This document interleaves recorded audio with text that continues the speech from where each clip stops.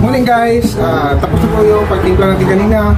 Ito yung iniluto natin kanina, adobo nukos, at saka yung kinilaw nukos. Timpla nga kanina. Ating subukan, ating tikman.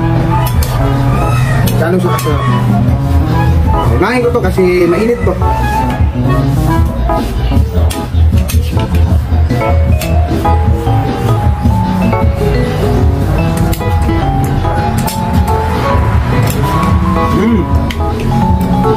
Masarap pa kung may pipino. Na.